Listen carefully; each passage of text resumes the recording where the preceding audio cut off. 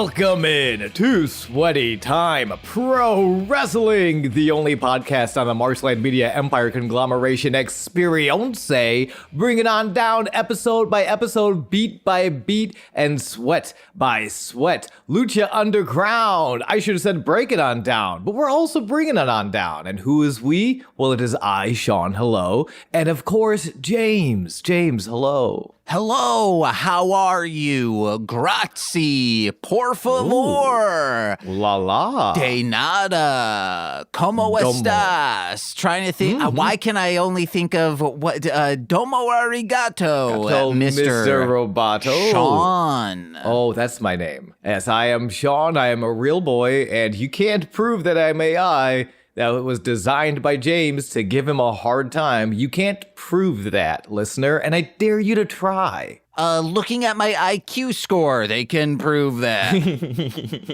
That I totally did, because I'm like Mensa level. I'm so smart, Mensa didn't want me there because they would feel inferior. Yeah, exactly. When they were coming up with the show, The Mentalist, which I'm pretty sure is a detective show, but she can, like, read minds or something. Nope. It was, nope. No, but she just uses her mind to solve crimes. It was a big thing the Sklar brothers joked about. Like, okay, so she uses her mind to solve cases. So, yeah. How's that any different than any other detective show? Okay, great, because that was my immediate take when I found out that that's all she does. Wait, Yeah. I'm so much less impressed by The Mentalist.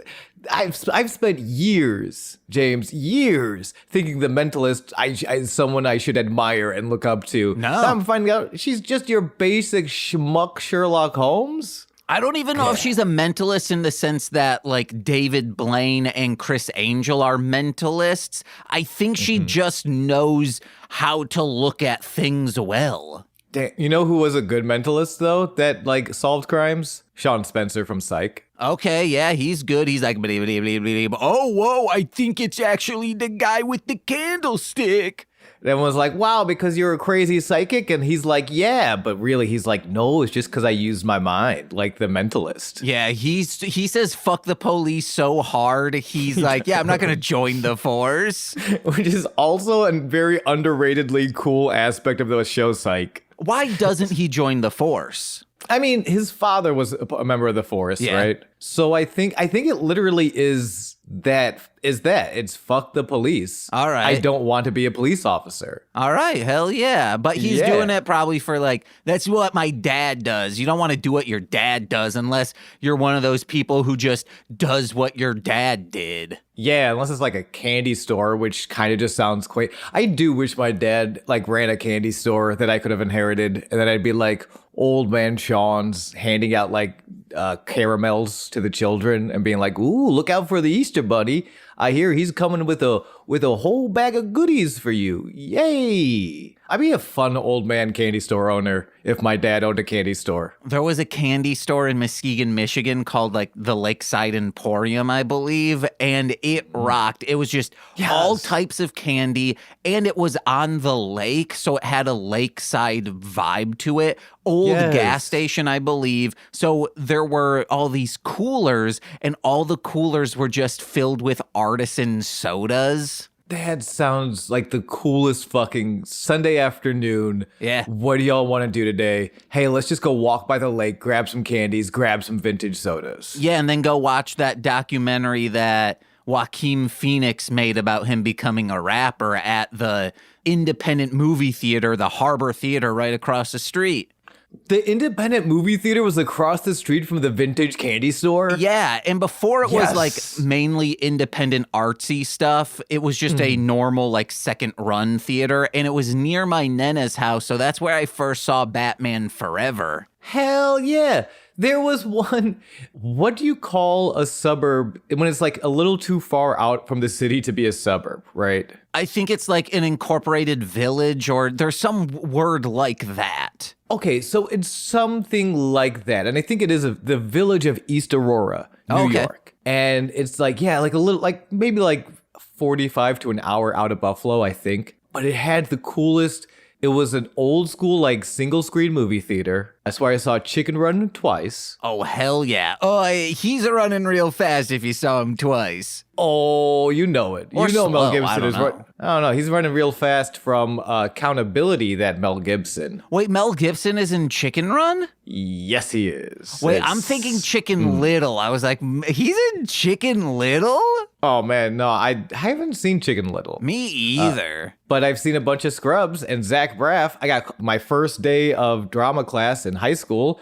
The popular senior girl said, "Oh my God, you look just like Zach Braff." And I've been a sad boy doctor ever since. Hell yeah. Was there any other story about the Second Run Theater? So the Second Run Theater was across the street from Vidler's, which is a 5 and dime old school candy store. Hell yeah, dude. Which those are like some of my favorite like family trips is when we would, because my mom loved Easter. She loved the whole village. It's a very cute village.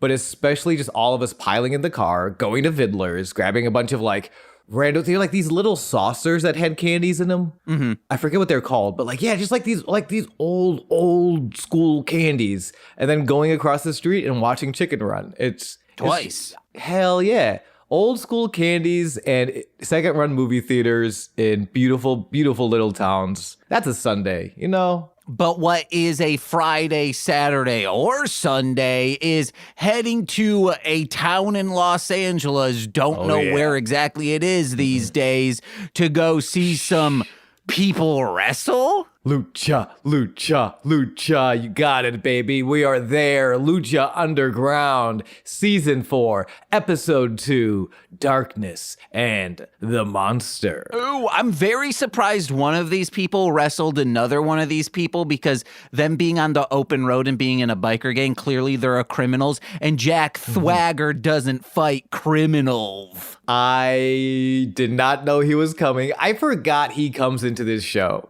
And I was pleased as punch to see him and his tag partners. But let's get into it. There's a lot of good stuff to talk about, including the new American vigilante hero of Jack Thwagger. But before we get there, we come to the hunting den. We're panning over animal heads and fancy weapons on the walls as Katrina teleports herself into Cuerno's chair. Which, Sean, we now know she's not a vampire unless this is some publicly funded museum Cuerno's got going on.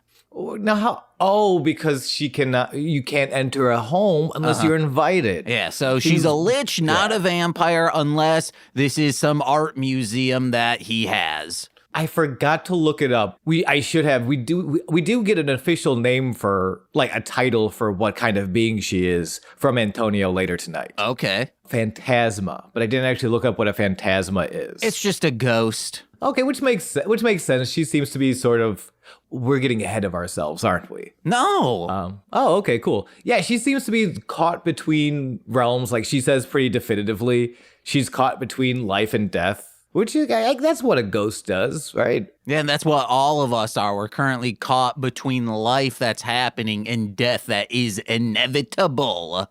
Wait, what? You're telling me I'm going to die? When? I realized that, like, it finally said in, like, oh, someday I will be dead, and if Nicole is still alive, I will be so sad. Oh, that's why you got to haunt her. No, I thought you were going to say that's why you got to make sure you go out together. No, that's not. No, that's horrible. I thought about it, and then I'm like, that's actually. I don't feel it's too early in the morning to make a suicide pact joke. No, what if it were 86 years old? We've inherited Nicole's lakeside cabin that her parents currently own. It's a quaint one, and we're just looking at the sunset over this one of 6 lakes in 6 Lakes, Michigan. Yeah. I put my gun in her mouth. She puts her gun in my mouth. No. Oh, no. We had a heart attack just tasting the steel together. Wait, hold on. I think this is very important.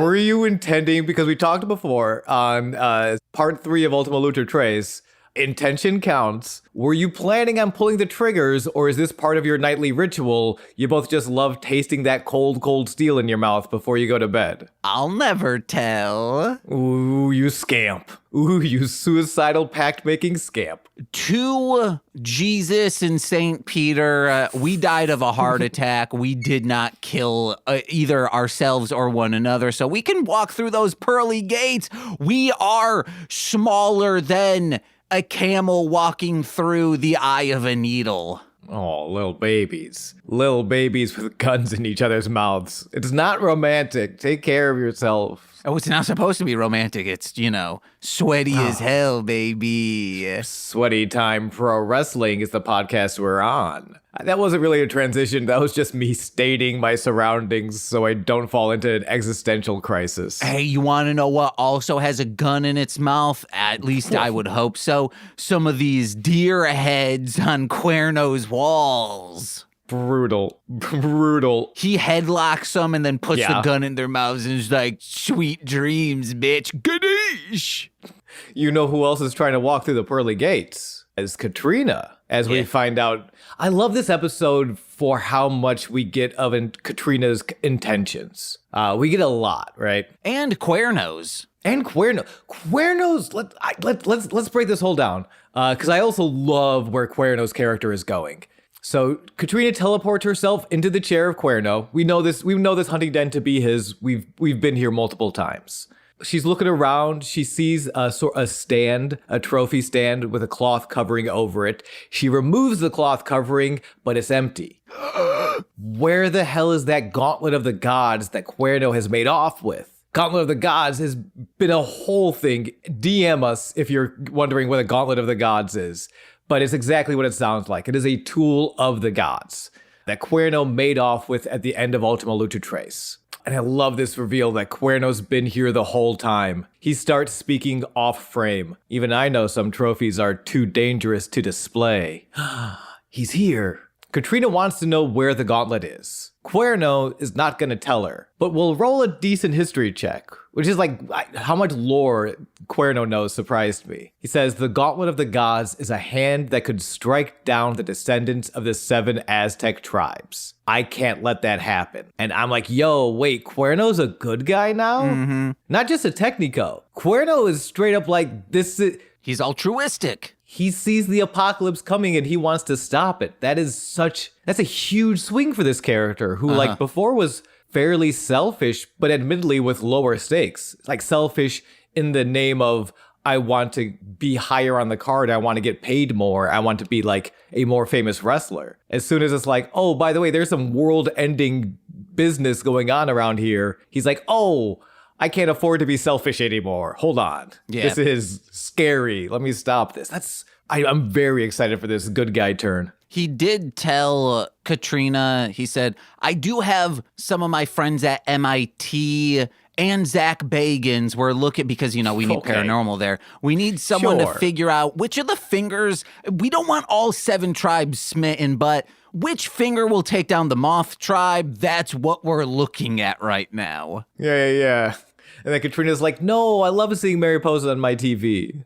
No, Katrina makes one last plea. She says, without it, I can't get my Lifeforce back. And I can't let that happen. And the way Cuerno leans in close to whisper, sorry. Whew. The hunt Big Sniff is back on. Oh, yeah. Like, I don't know if, it's probably not, I don't think it's as gifable, but as far as a moment, Cuerno just leaning in and saying, sorry about your damn Lifeforce, humana. But it is yiffable. It's very yiffable. I will be putting on my wolf mask and jorking it post-haste. Cuerno, don't give me a thumbs up for that. They did not deserve it.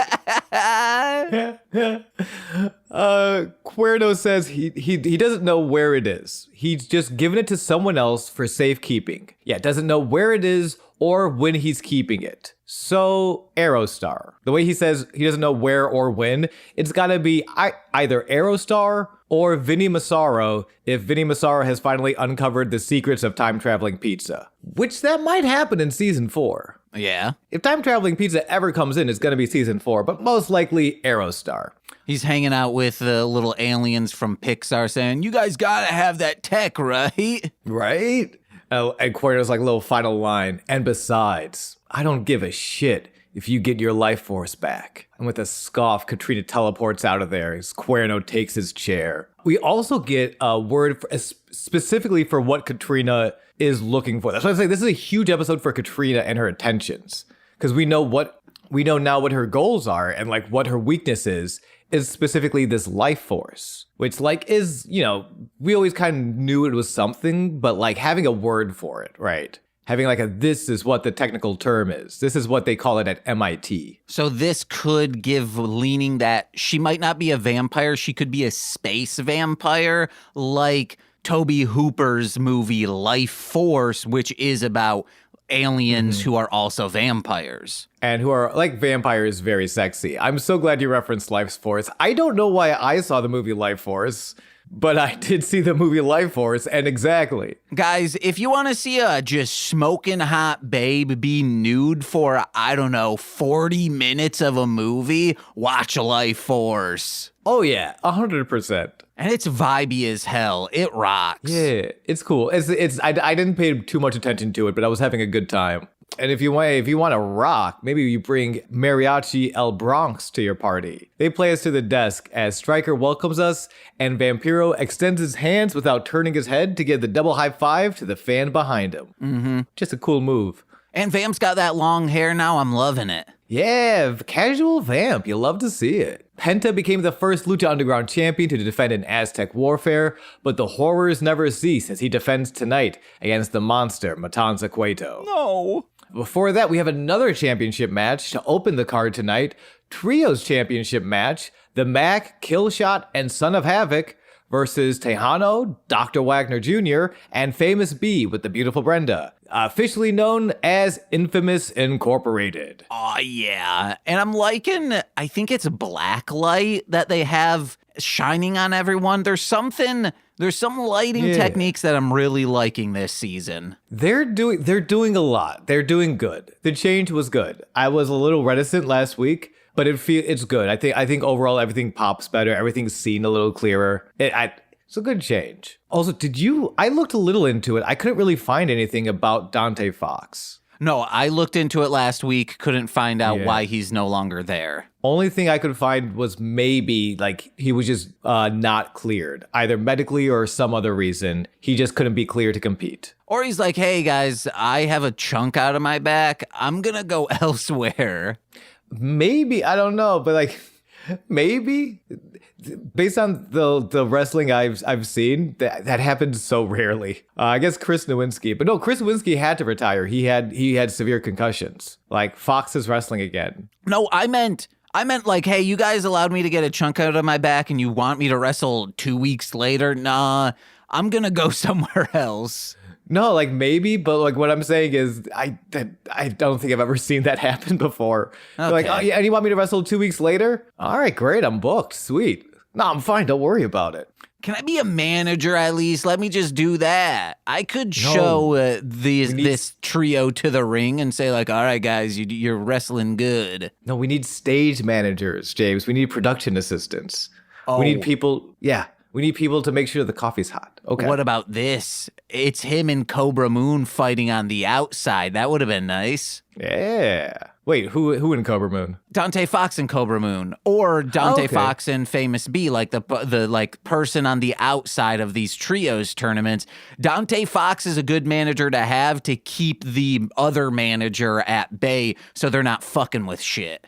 He really is. To talk about his AEW work again, I think he helped train these two of these younger guys, but Top Flight, which are the Martin twins. And it's like, and then, and sometimes when there's trio work, AR Fox will be there. Sometimes just as a manager, if they're doing a tag match to make sure like, hey, everything's even and Steven.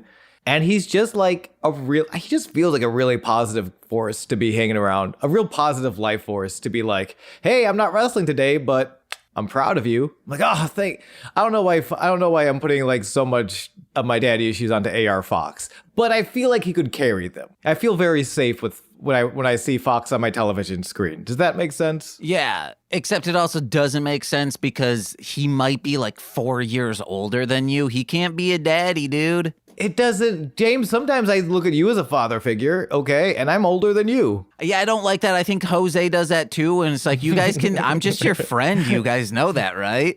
Yeah, okay, actually, okay, I'm not taking this back because you're uncomfortable, though I would. I'm taking this back because I had to think about it, and Nicole is more of my father figure. I think you're more of my mother figure. Okay. But you're like a wacky mother. You're like a Linda Belcher kind of mom, where you're like singing songs in the kitchen and stuff. Yeah, I do that. Yeah. I started doing this new one. I like 2 butts and I cannot lie. Nicole What? and Alpha 5s. What? And I need to Alpha make 5s? Yeah, Alpha 5's got that ass, remember? Okay, yeah, I just, yep. Good point. True. I'm going to turn that into a full song, and it'll just eventually devolve into like just Nicole and Alpha 5 shaking their ass, you know? Hell yeah. And then you can sell it to Weird Al Yankovic. No, he's not getting a dime of what I got. That dude got an Emmy nomination and a Grammy nomination and an Oscar nomination or whatever. Yeah, get your Tony and get the fuck out of here, Albert. Uh-huh. So the trios match. Infamous Incorporated versus the new trios champions of the Matt Killshot and Son of Havoc. Famous B comes out as his team is announced, and he cuts the music to condescendingly correct Melissa. Maybe if she called one of his associates at 423, get fame. And the crowd chant along with get fame. Even Melissa, disgusted by B as she is, she can't help but mouth along the get fame, which is awesome. He hits the catchphrase. Yeah. There's also famous B chants, and that's really weird.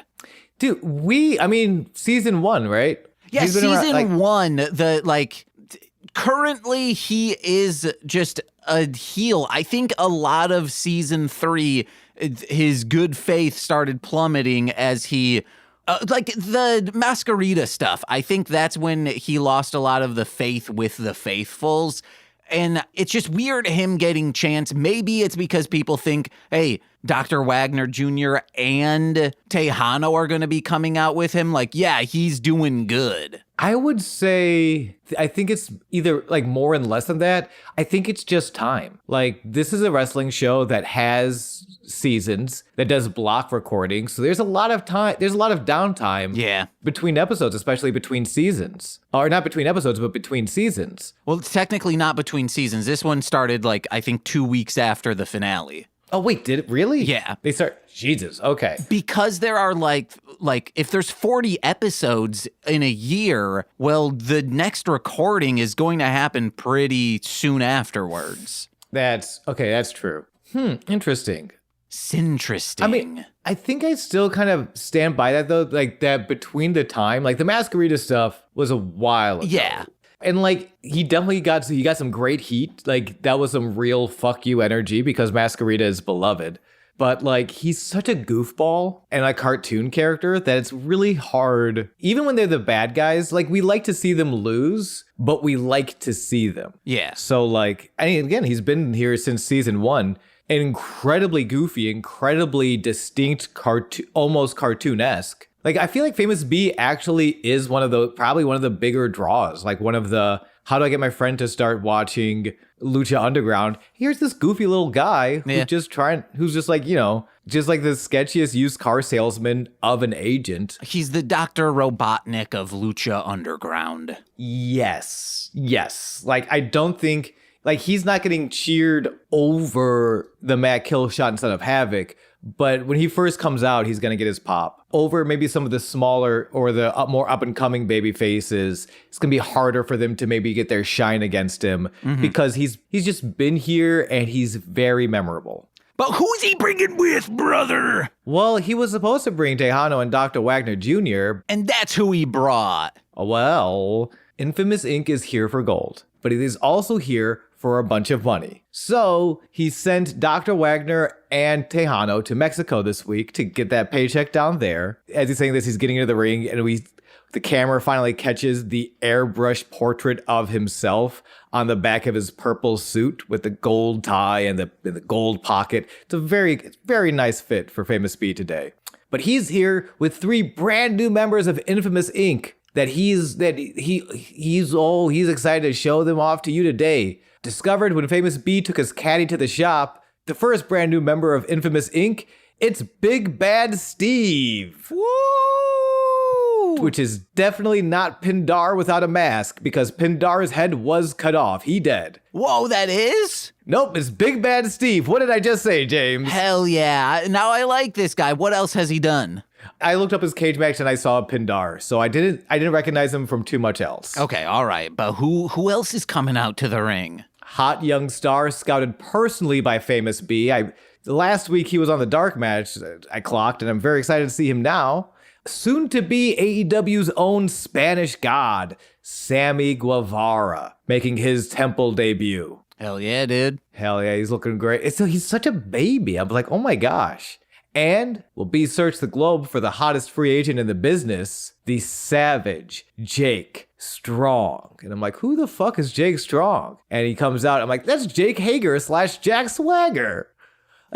Yeah. Which I do need to explain. When I said that Jack Swagger doesn't fight criminals, there was a beef between him and Montel Vontavious Porter in WWE around like 2009, 2010, where that's MVP. And yes. Thank you. Because within storyline, but also doing like shoot promo, they were bringing up MVP's actual past, having like had some run-ins with the law before becoming into the WWE. So Jack Swagger was like, I'm not going to fight you. I'm guessing it was for the Intercontinental Championship type bullshit. So maybe, Jack Swagger is a multiple-time world champion as well. Okay, so I think it was a title run and MVP wanted it, and Swagger was just like, I don't fight criminals.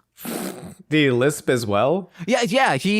Doesn't he have a lisp? I guess he doesn't talk a lot. I can't remember a whole lot of Jack Swagger promos or Jake Hager promos. That was a big Tyler and Cord thing, my 2 friends who love wrestling. That was a big...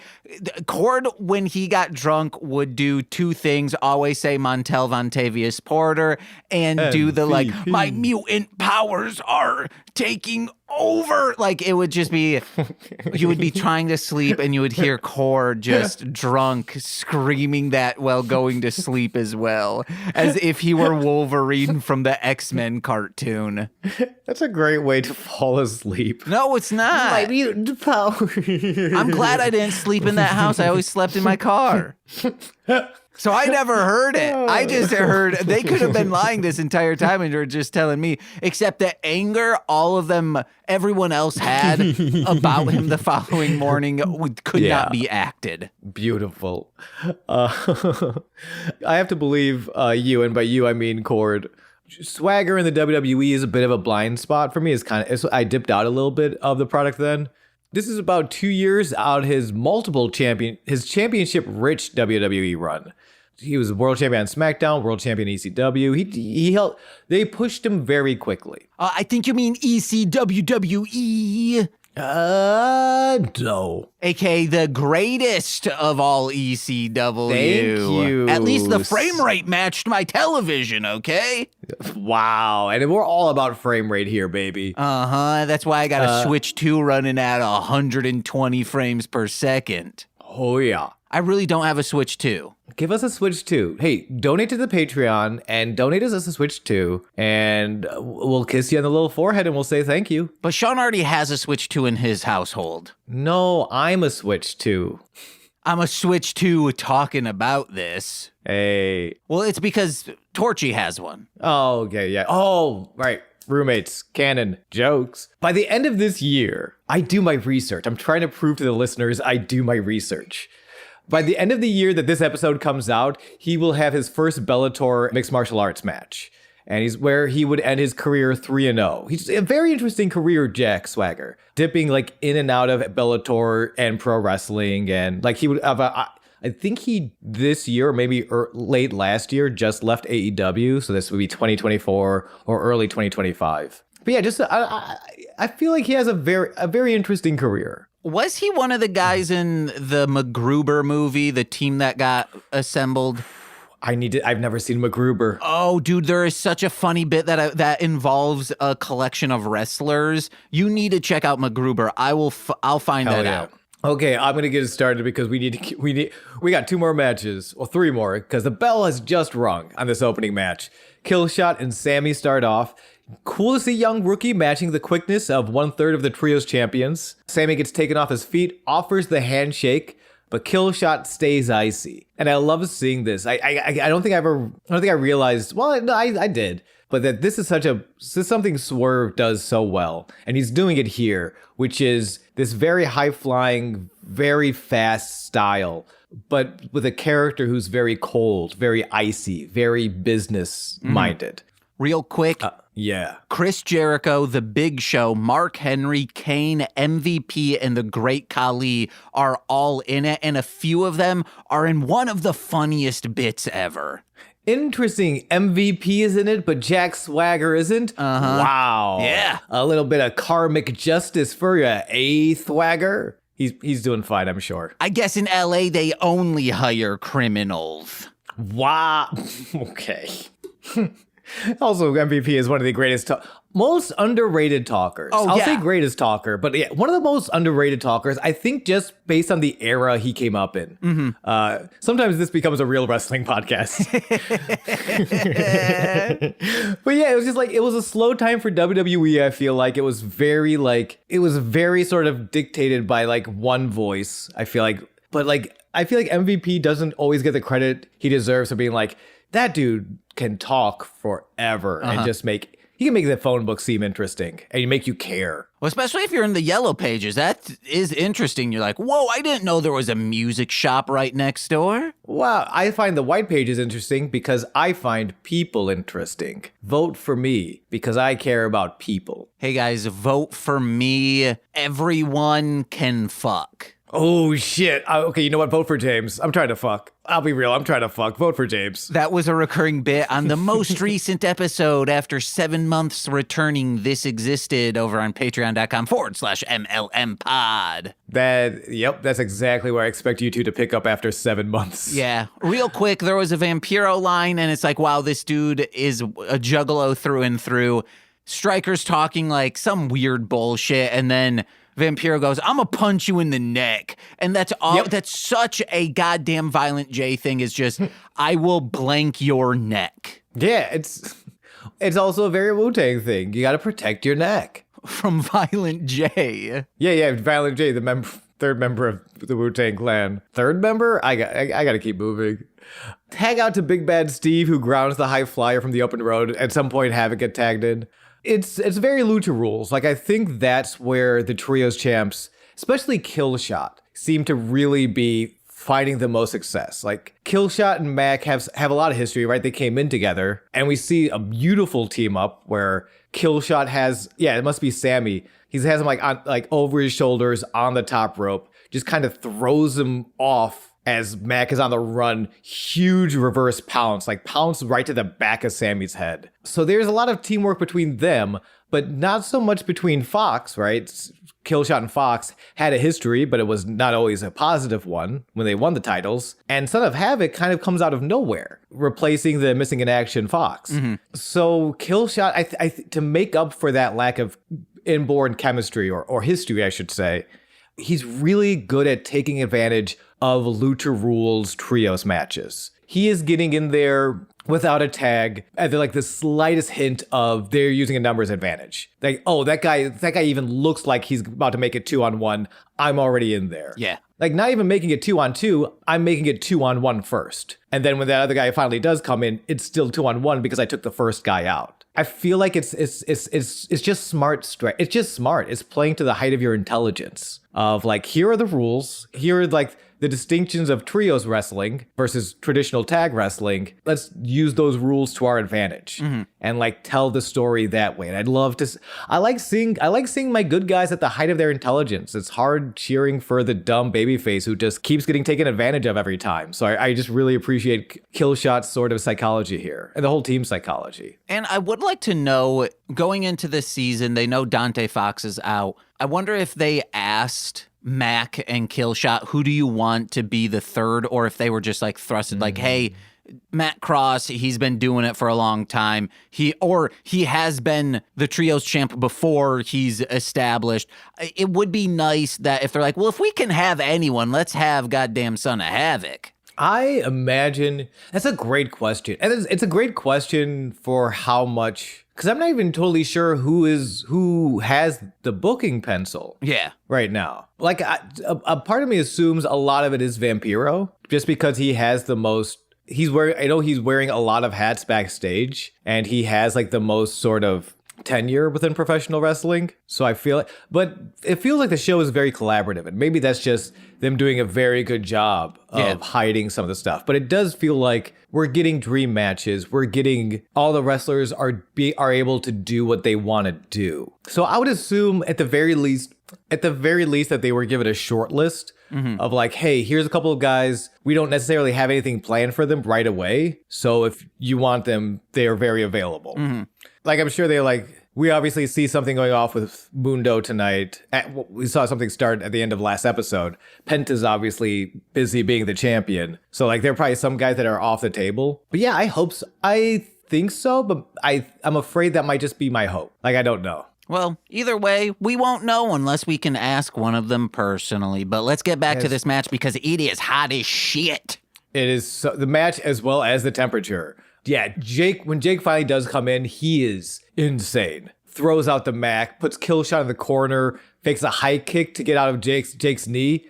This is where it gets a little murky. Famous B now gets on the apron to distract the referee. However, Jake dodges Killshot's follow-up, picks the ankle from mid-air, slaps the ankle lock onto Killshot, who pretty quickly is tapping the fuck out. Like, this guy, obviously a fairly well-known dude, and even if he's not famous, is a big, jacked motherfucker. Yeah. Like, not just big, he is cardio.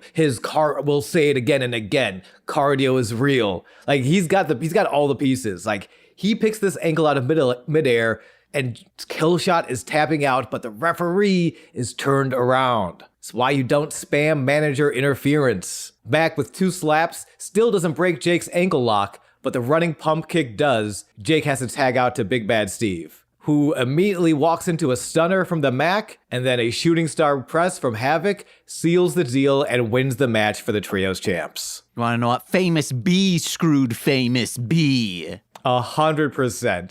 Jake does a lot of this match. It's if you're a swagger head, which of course you are, it's worth checking out. He looks very strong in this opening, despite the loss. And after the match, Sammy comes back into the ring to console Big Bad Steve as Jake comes in pissed and beats the shit out of his partners. He's the Ent of Lucha Underground because he is a moving tree. That is a great way to describe him. Yes. Well, Vampiro or Stryker described him as a moving tree, and then I said as an Ent.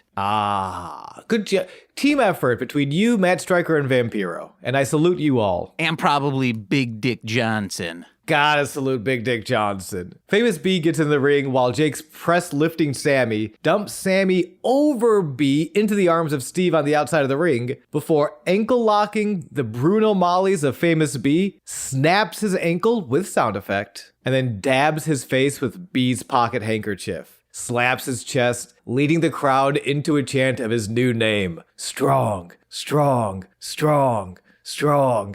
And I'm so glad everyone got on board, because that would have been so sad if no one did.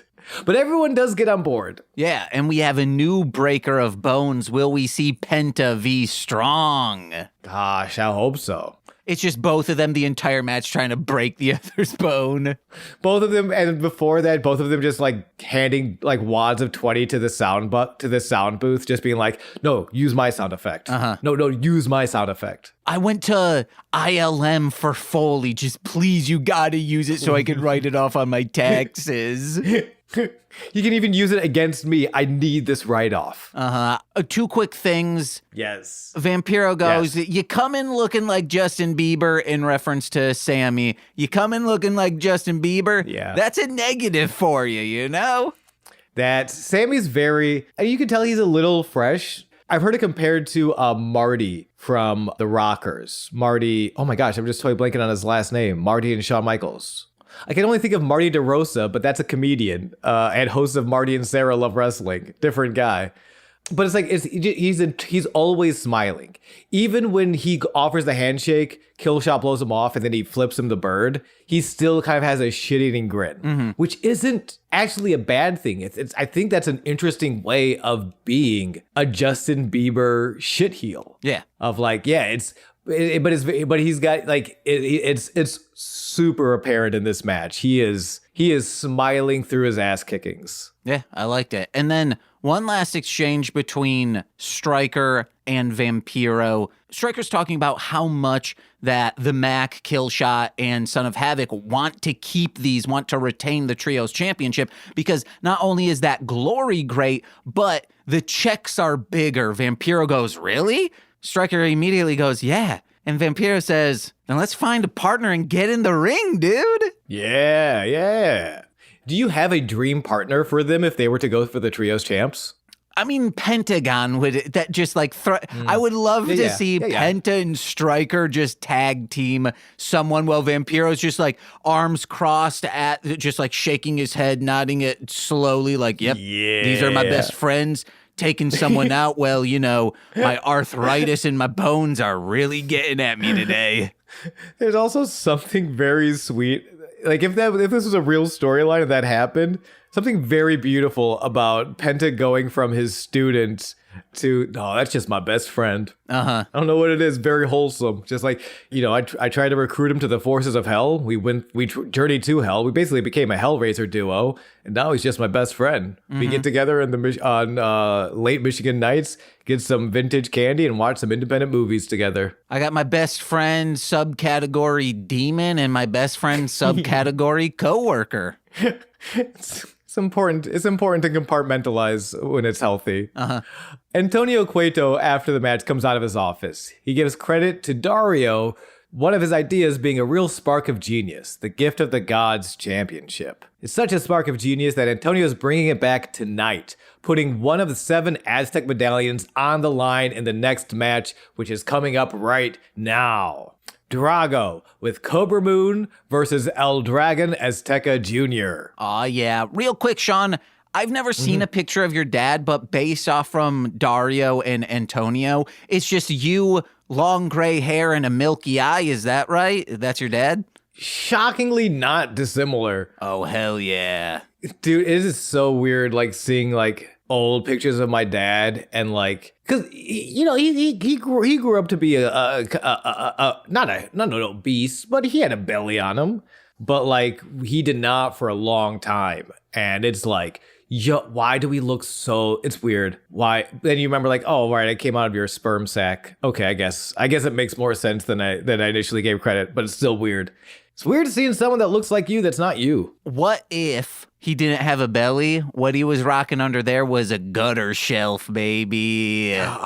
God, I wish. Oh, I'm not even sure what a gutter shelf is, but I know it's connected to cum gutters, and I just wish. It's what I have now, where it's like, it doesn't gutter, it just like, it's like a plateau, and then it's of muscle, you know? Okay, yeah. God, you think my dad had a gutter shelf? I'll show you tomorrow when we're watching that Wes Anderson movie. my immediate reaction, no, that's okay. By the way, Dragon versus Dragon, somewhere Hernandez is losing his shit. He don't believe, guys. He does not believe. I'd love to see him go to Diagon Alley at Universal Islands of Adventure and be like, fake, that dragon's not real. Yeah. And it was like, can you just let us have this? And he's like, no, the author is a piece of shit, so much so I won't even say her name. It is morally imperative that I ruin this for you so y'all find some better fantasy to base your lives around. Hernandez is a hero, and he stands up for trans lives, which we love to see. And, you know, just dragons are bad. You know, they're always hoarding wealth, eating people. He's also an anti-capitalist. Yeah. He's trans lives matter, capitalist lives don't. Hernandez, baby. Oh, except, you know, like some children's lives don't matter because, you know, they're getting run down, baby. That was Eddie Kingston. Okay, Hernandez, I don't know how much he was involved in that angle, actually. Well, remember, go back and listen to season 1, guys. Sean always made it seem like Hernandez was involved 100%. I think it's because I just found out about that and I was just very excited to talk about, hey, Impact put on a child being run over by a car on television once. Wrestling is great. Wrestling is Degrassi. Wrestling is Degrassi, or it's Plan 9 from outer space and everywhere in between. A movie I've never seen. I feel like it's still worth it. I feel like it's still fun. It's been a while. I know there's a riff tracks of it, so I'd just watch that. Honestly, probably better at this point. Bell rings. Drago offers the handshake. Azteca accepts and gets kicked low for it. Drago with Cobra Moon still in the reptile tribe. God, I wish he was in the rabbit tribe. No, Drago's in the reptile tribe, is full of trickery and malicious intent. High-speed lucha chain starts and goes for a minute between these two, ending in 4 total ill-timed drop kicks, as twice in a row they try to hit each other with a drop kick at the same time. They reset with Azteca posing low, ready for more, Drago a little bit on his heels. And this is when he realizes he needs to rely on his experience and his more violent tendencies, because he is not faster, nor does he beat the stamina of Azteca. Yeah, he's got to get the upper hand, or should we say, upper claw. Rawr. Drago offers his hands for a knuckle lock, a test of strength.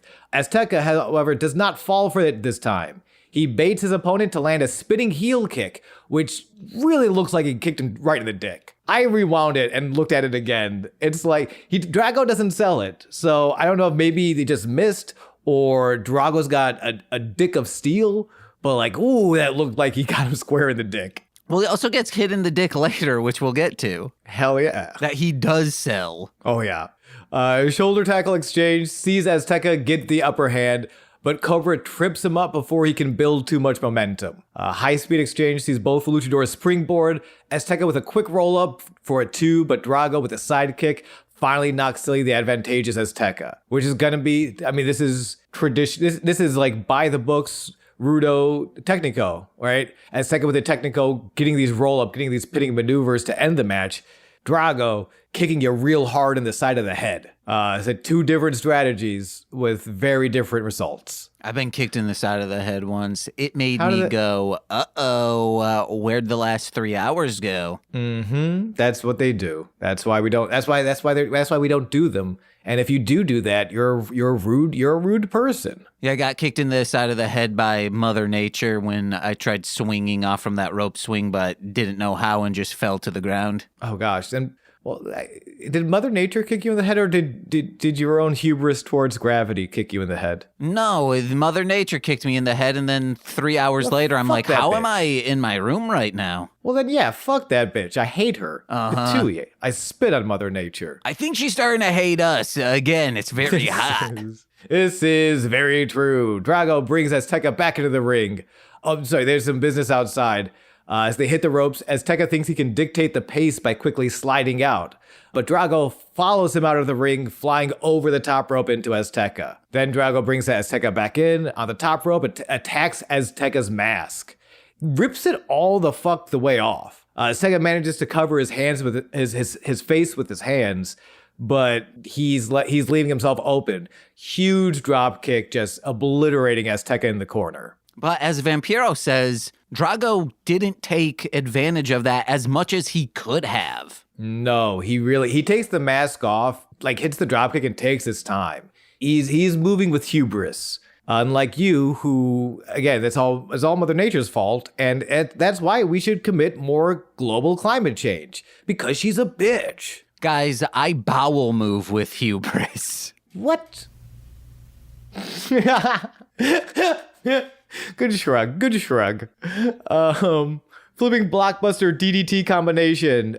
Drago just drilling Azteca into the head. Kicks out after another 2. I'm jumping to the end here. Okay, cool. There's also a really neat Dominator move by Drago. Just like, ugh. I like when Drago sometimes says, I'm just going to throw you the fuck around, and it's always cool. But after the blockbuster DDT combination, Azteca is standing on spaghetti legs. Desperation fights out of the corner, sets up an honor roll pin from off of the top rope. They're both on the top turnbuckle, And Azteca just rolls through, Delphin crosses the legs to ensure the 3 count. Dragon Azteca going over Drago for the first Aztec medallion of season 4. It's wild. Great upset. Loved as like bit of an upset. Really cool upset to see though. Yeah, because we are going to start seeing, I'm assuming, Cobra Moon dislike Drago more and more. Or her just lose. I think it might be even more than that. I think it's going to be she loses a little bit of everything. Yeah. At the end of Ultima Lucha, just like real quick reptile tribe, as we get into the end of this match, she orders the beheading of Pindar. Pindar, who refused to cheat to retain their trios championships, in the sort of epilogue of Ultima Lucha Tres, she orders Dago, now full-fledged member of the reptile tribe, to take a big old sword and thwack his head away from his body, which is why Big Bad Steve is Big Bad Steve and not Pindar. But like, yeah, so she's already lost Pindar. And it looks like she's tripling down. But Cobra, after the match, Cobra gets back into the ring, check on her dragon, as Johnny Mundo comes out to gloat. Quick recap from last week's Aztec Warfare. Last week, Cobra and Vibora interrupted the Aztec Warfare match to lay out Johnny after he eliminated latest Reptile Tribe member Daga. You're saying it like Drago. I did, because I wrote, oh, it is Daga, thank you. Oh, I need to be more familiar with his work. So yeah, after eliminating Daga, they got their revenge. Johnny's eliminated by Marty, who's the next guy out. But literally, Johnny is a corpse by then. Vibora and Cobra Moon kick his ass. So Johnny comes out, he's gloating. He says, your boy couldn't even beat Dragon Azteca? What are you gonna do when one of your snakes has to face the mayor of Slamtown? Oh! Love this. With her eyes on Johnny, Cobra doesn't see Taya slip into the ring behind her. Taya with a takedown and punches onto Cobra. As Drago starts to get back up, Johnny's in the ring behind him to punt him in the balls. Just skadoosh to the nuts. And kneeing him in the face, running knee to the face. And everyone should remember that since season 1, Drago has not just been one of the greatest wrestlers, but one of the greatest received wrestlers. He's been sometimes the face of Lucha Underground, at least to us. We wanted his mask. We wanted merchandise when he eventually hopefully shows up. Or has he shown up? No, he hasn't. In the Luchaverse, those comic books that I'm reading, I'll love it. It'll be great. And to see him now under this mind control, getting punted in the balls, it's just funny to see it, like how far from grace he has been, that he's fallen, all because of Cobra Moon. I didn't even think of that. I think because, my blinders on, I'm just such a mark for Johnny. Oh yeah. So I'm just so happy to see him like, oh, maybe he's a good guy. After this, by the way, Johnny and Taya make out a little over the bodies of the reptile tribe. Oh yeah. And I'm just like, fuck yeah, love wins. But that's an excellent point. It is a really good point of like how far Drago has fallen. And like, if you're a season 1 Drago head, I can only apologize. Because you gotta be like... I am, but I do, even though I didn't like it at first, I am liking this arc that I think will eventually be him breaking this mind control and breaking away from this reptile tribe. At least I hope so. I kind of hope it happens. I'm not booking. I don't want to like fantasy book. Quoting Marty and Sarah, I've referenced them multiple times. Their podcast just came back and I'm very excited. That's gonna be my plugs. But fantasy book, don't fantasy believe. I could see this happening in 2 acts. The first act being Johnny and Taya taking down the reptile tribe, making them weaker, making Cobra a little more manic of a leader because she's losing control. And then in the second act, Aerostar and Phoenix coming back, being like, all right, seriously, bro, what the fuck? Like, come on. Like trying one more time to get their friend back. Because there is so much... I want to see Drago out. I do want to see at least Aerostar be a big part of that because they do they were the first best of 5 that ended in mutual respect friendship. That friendship I think runs so deep. I think the coolest thing to happen would be the Worldwide Underground maybe like gets dissolved, or, you know, Jack and PJ kind of go elsewhere. It would be really cool to see Day One's Johnny, Aerostar, and Phoenix as a trios team take down the Cobra tribe, even if it's just for one match. They're like, no. Johnny's like, I just want to shame them, whereas the other two are like, well, I guess we have the same goal, just for absolutely completely different motives. Oh, I would be so down with that. Yeah, that'd be just seeing Johnny like team up with Phoenix, who he had like there was some really solid matches and feuds between them two. Would be but for that mutual, yes, I like that. I like that a lot. And just seeing like tall ass Johnny be able to throw those other two around in a mutually beneficial way would be awesome. Golly. But let's get to the next segment. 100%. Antonio's office. El Jefe is finishing off a Modelo while going over some paperwork. He takes the key from out of his desk as Katrina teleports into his office. He's surprised by her powers, but not taken aback. So this is the first time Antonio is meeting Katrina, who also at one point was the booker for Lucha Underground. I don't know if he knows that. He probably doesn't know that. But you know, two bosses meeting. And this is where we get the drop of the term phantasma. Antonio asks if she's some sort of phantasma. Katrina explains she's stuck between this place and the spirit realm. Hopefully not for long, if you give me what I desire. Antonio says, I suspect most men do. What do you desire? Phoenix in a coffin. Antonio says, you want me to kill Phoenix for you? But like not as a joke. Like this man's ready. He's ready to kill. He's ready to kill one of his top stars for this baddie. Yeah. And hell yeah. And she's like, no, you idiot. You horny bastard. Mill can handle that.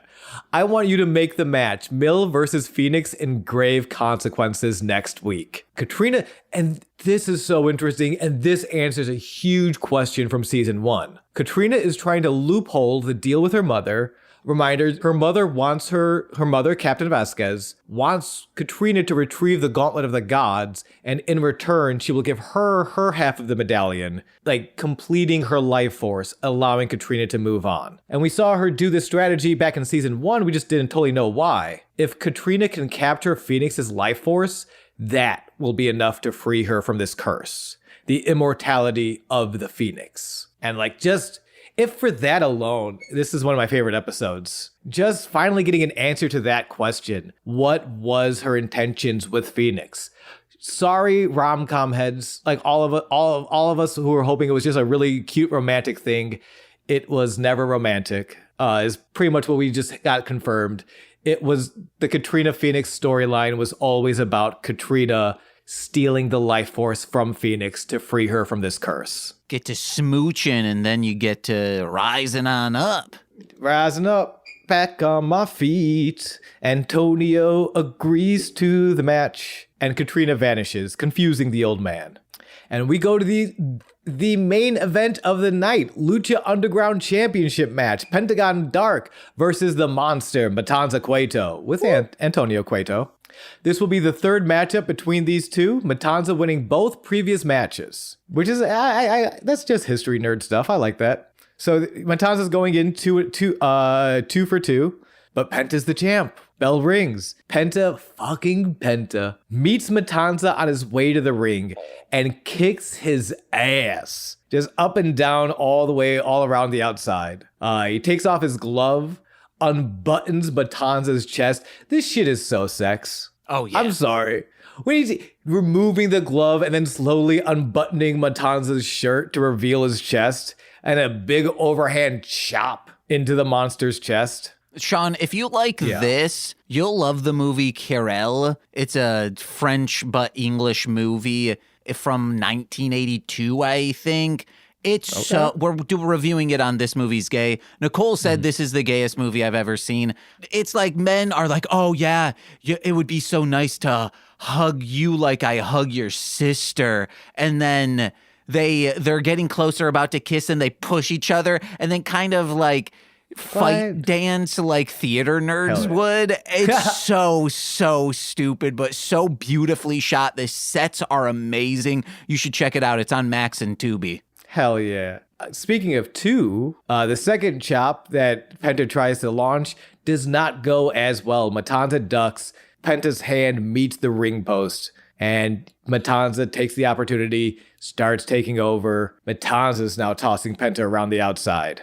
Finally brings him into the ring, stalling Olympic slam, covers for 2. Matanza stays on Penta, pump handle slam, covers for another 2. Penta ducks 2 clotheslines, delivers a pair of sling blades. He's back on top, he's covering for 2. He's covering pretty desperately though, which makes sense. The monster Matanza Cueto, it's not just a nickname, it is also an accurate character description. Dude's big. And Vampiro kept bringing up how I think the monster Matanza, does he need to breathe? Or there was a lot of stuff like, hey, he's a monster. He doesn't need cardio. And I'm like, but does Jeff Cobb need to breathe? And I don't think he does. No, he might not. He's very good.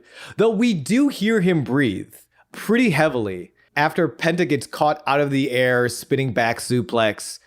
They're going at it. And Penta is showing his resilience by finding, not just getting back up, but finding new ways to push Matanza onto his back foot. We hear Matanza with a huge guttural strain, a huge momentarily grounds Penta, but Penta fights back into this match, climbs to the top rope. Matanza meets him up there with a leaping punch to the face, but Penta blocks. Again, yeah, you'll punch me in the face. You got it. What's your 2, though? What's your 2? Penta answers with a headbutt, bringing Matanza back to the mat, off the middle rope now, flipping pile driver, that Panama Sunrise, into a running second flipping pile driver, into the package pile driver. The monster's head can only take so many contusions as Penta pins and retains his championship. I listened back because we're a little ahead. I listened back to our part 3 of Ultima Lucha Trace, and we talk about how Lucha Underground, outside of season 1, doesn't keep a lot of babyface champions. Yeah. It was just Prince Puma for a long time, and then Phoenix for a day, Sexy for literally a day. And every time I see Penta, I'm so scared. When I saw this match getting booked, I'm like, oh, come on, let him have this. I think it's just so undeniable that everyone watching wants Penta to have that belt. So they need to have him on long enough to satisfy everyone and maybe a little bit longer to be like, all right, he's safe, and then take the belt from him. And then we're like, fuck, man, now he needs to get it back. I don't even know if we'll get to that point because we only have one more season. Yeah.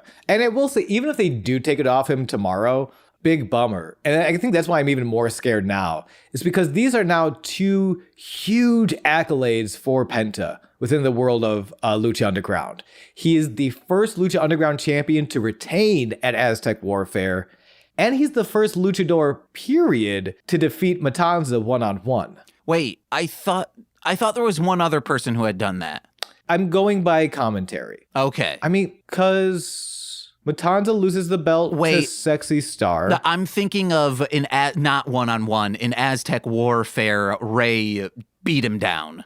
Ray beat him down. He did not win Aztec Warfare, but he did pin. Yes. Yes, he did pin to eliminate Matanza, and that's why Matanza wanted to destroy Ray so badly in season 3. So then the statistics hold, brothers. Yeah, which is, if we're here for anything, it's the statistics. Real quick, Stryker says, sometimes he says really motivating things, and he goes, the master has failed more than a beginner has ever tried, and it's just really good. Wait, what is that? What was that in reference to? I don't remember that. My guess is in reference to Pentagón being champion, and he's like, he is a master. He has failed more than.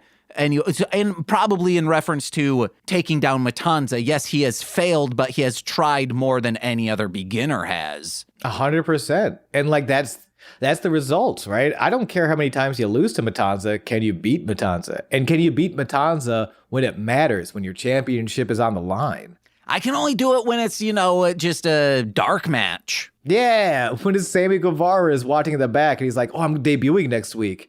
sweet. And he's smiling the whole time because he's about to be on TV. Why wouldn't you smile? Sammy has just every single dark match taken on Matanza and won, and he's like, hell yeah, I'm gonna be great.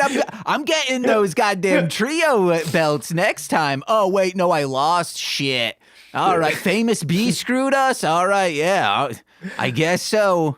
I love that. That is canon. And if it's not canon, Vampiro, call me. We'll make that canon. Sammy Guevara, every dark match before debuting, has just whooped fucking Matanza's ass. Matanza and Mill. Jake Strong was there. Yeah. Somehow he won over Hulk Hogan in a dark match. Yeah, Superman got his didn't even have kryptonite. Superman, like, after the match is like, what's in your pocket, kryptonite? And then he pulls his hand out of his pocket and it's another middle finger. Fuck you, Soups. Sammy Guevara. Super Saiyan 4 Goku.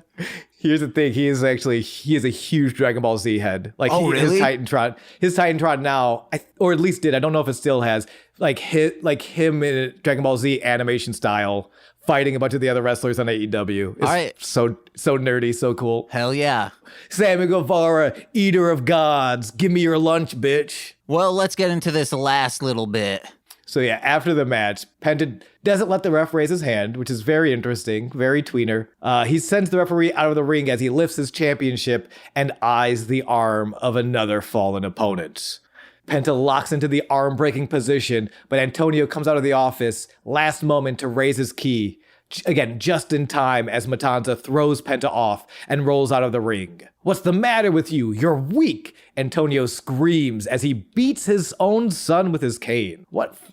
Not bad daddy. Antonio Cueto, bad daddy. Matanza cowers as Antonio calls him useless, leads him out of the ring. And my final note is this makes Penta the first luchador with a one-on-one win against Matanza, the week after being the first to retain at Aztec Warfare. Two big deals, very exciting. After the post-credits, we get a little scene in Antonio's office. Antonio enters, presumably just after locking Matanza back into his cage. Jeremiah, and he is like flustered. Antonio is not happy that Matanza lost. So Jeremiah Crane enters without knocking. Antonio turns and screams at him, "It's about time!" Crane says he won't take long. Next week, he wants to be the one to bury Phoenix and Mill. And this fucking incel, he then says, then Katrina will finally realize that I'm the only man she needs. Real quick, I don't think this is an incel. I think this is someone who met a ghost lady when he was like 12 years old, fell in love with her and her brainwashing techniques, and is generally fucked up about that. I don't think he's an incel. He is just a man of misfortune. Is it true? We don't have any. It's a viable read. We don't have strong confirmation when he met Katrina. No, he has said like, "Hey, we met." Did like, we? Yeah, I think it was like season young, 3. young? Yeah. Okay. Sorry, I was assuming you were conflating that one ICP song. No. About there's a ghost in my closet and I love her. Which one? There's a ghost in my closet and I love her. Oh, the second ghost in my closet and I love her one. Okay. They have a lot of them, guys. They do have a lot of them. But yeah, Crane, however you choose to read Crane's character right now, it's interesting. And now knowing Katrina's primary intention, which is to move on. Like, it seems like she wants to get out of here. Like, even more so than she wants power. I think. Like, we don't have this 100%, but based on everything she's saying now, if she was given the opportunity to either lead the temple or to move on, I think she would move on. Mm-hmm. Which obviously, like, Crane, you give her that gauntlet, she's going to be with you even less because she will be out of this realm completely. Which I think is why I was putting the incel on him. Mostly that it's never going to happen. Yeah. That much of, like, chasing someone who just... I guess a better point of comparison is Greg Barrett. She's just not that into you, you know? But it could be, and this will be the last thing we need to move on. Mm-hmm. He knows deep inside that he needs her out of this world because she's out of this world. Have you seen her? He needs her out of here in order to move on. I do love that this little callback to the Antonio Katrina conversation.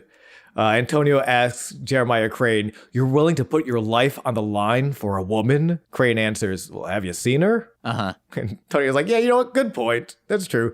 Yaga, awooga." He says, "Next week, the first ever 3-way grave consequences match." Crane says, "I told you it wouldn't take long." Exits. And Antonio says, "Yeah, looks like your career won't be either." Ooh, because he's gonna die. And y'all aren't gonna, y'all want to live forever? I'll tell you the tricks. You come on over to twitch.tv/Goose Von Kaiser, or check out Shakespeare Blood Oath on Facebook and Instagram.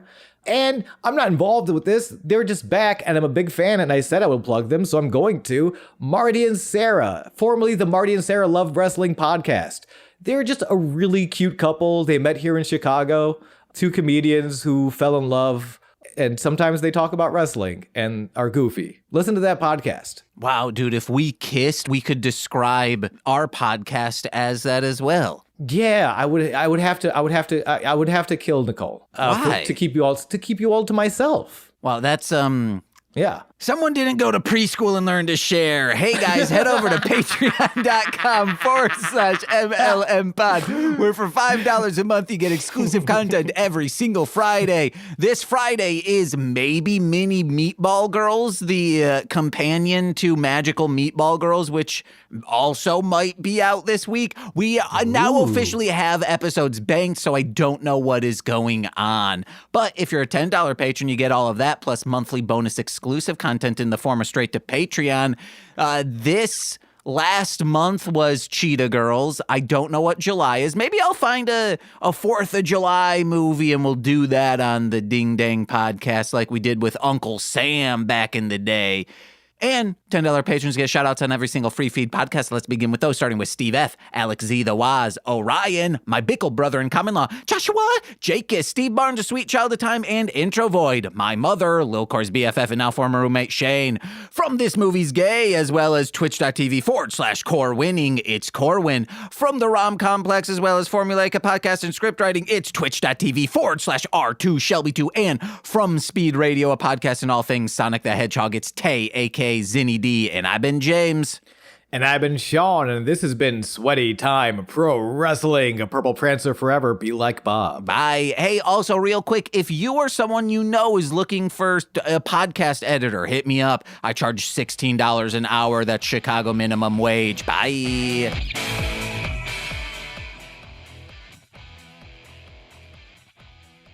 Oh, yeah.